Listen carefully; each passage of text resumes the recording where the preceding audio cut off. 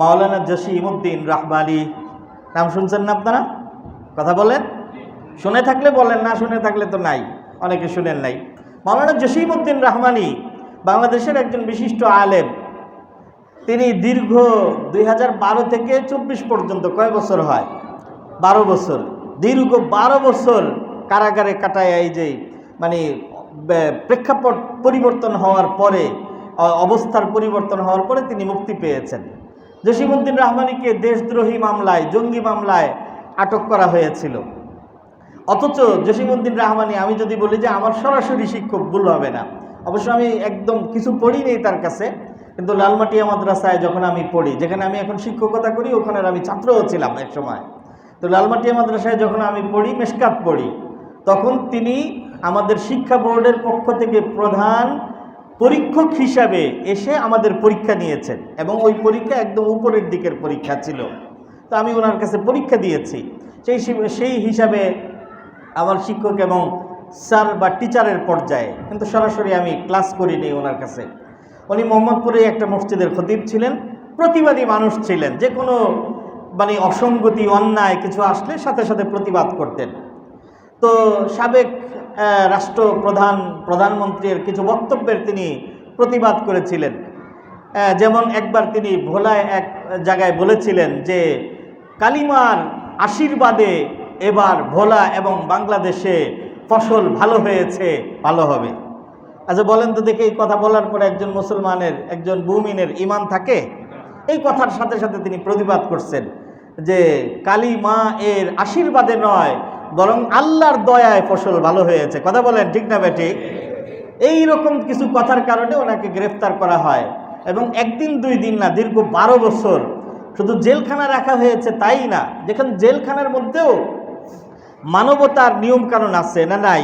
জেলখানায় একজন বন্দী বলে কি তার উপরে মানে অমানবিক কাজকর্ম, নির্যাতন, নিপীড়ন করা যাবে না? এটা মানবাধিকার লঙ্ঘন। জেলখানার মধ্যে বেড়ি পরানোর নিয়ম নাই, পায়ের মধ্যে বেড়ি লাগানোর নিয়ম নাই। কিন্তু জসিমউদ্দিন রাহবানী উনি বলেছেন, ওনার ইউটিউব ক্লিপ আছে, যে দীর্ঘ 5 বছর পর্যন্ত ওনার পায়ে বেড়ি লাগায় রাখছে, একদম বেড়িও খুলে নাই।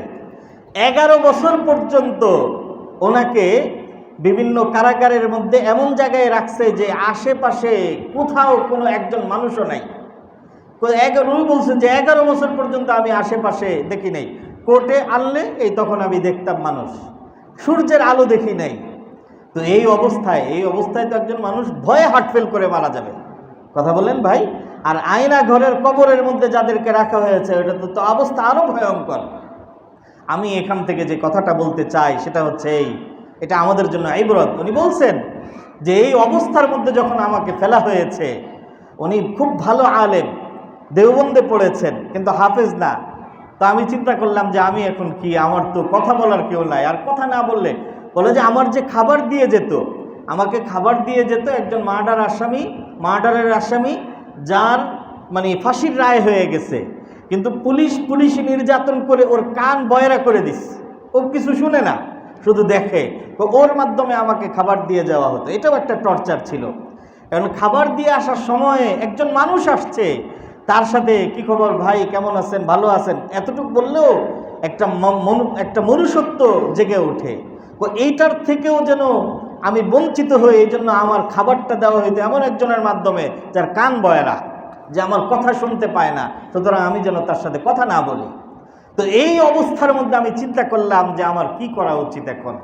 আমার তো বেঁচে থাকতে হলে একটা অবলম্বন লাগবে। আল্লাহ তাআলা আমার দিলের ভিতরে ঢেলে দিল যে মানুষের সাথে কথা বলার তোমার সুযোগ নাই, তুমি সরাসরি আমার সাথে কথা বলা আরম্ভ করো। কোরআনে কারীম এটা আমার কালাম, আমার কথা। কোরআন পড়া মানে হলো সরাসরি আমি রব্বুল আলামিনের সাথে কথা বলা। আমি কোরআন তেলাওয়াত আরম্ভ করছি, পড়ার মধ্যে মজা চলে আসছে। আমি এই কারাগারের মধ্যে থেকে কোরআনে কারীমের হাফিজ হয়ে গেছি। মুহতারাম উপস্থিতি, আমার বলার উদ্দেশ্য যে নামাজের মনোযোগ নেই, এটা এখন শতভাগ মানুষের আমাদের অবস্থা। তো আমাদের এই মনোযোগের জন্য মাধ্যম হলো কোরআনে কারীমের তেলাওয়াত, কোরআনে কারীমের তেলাওয়াত, কোরআনে কারীমের তেলাওয়াত। তাহলে 3টা কথা বললাম। নামাজের মনোযোগের জন্য।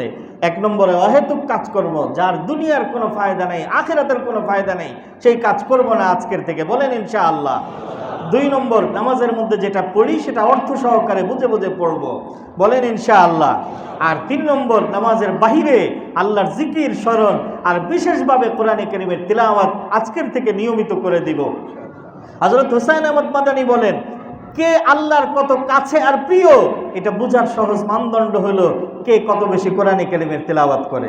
যে নিয়মিত প্রতিদিন কোরআনে কারীমের তিলাওয়াত করে, বোঝা যাবে যে তার সাথে, আল্লাহর সাথে তার সম্পর্কটা ঠিক আছে। আর যে বছরেও কোরআন কারীমের তিলাওয়াত করে না, তার নিজেই বুঝতে হবে যে আল্লাহর সাথে তার সম্পর্কটা নষ্ট হয়ে গেছে, অতএব সম্পর্কটা ঠিক করতে হবে। আল্লাহ তাআলা আমাদেরকে বোঝার, আমল করার তৌফিক দান করুন, আমিন। ওয়া আখির দাওয়ানা আলহামদুলিল্লাহি রাব্বিল আলামিন।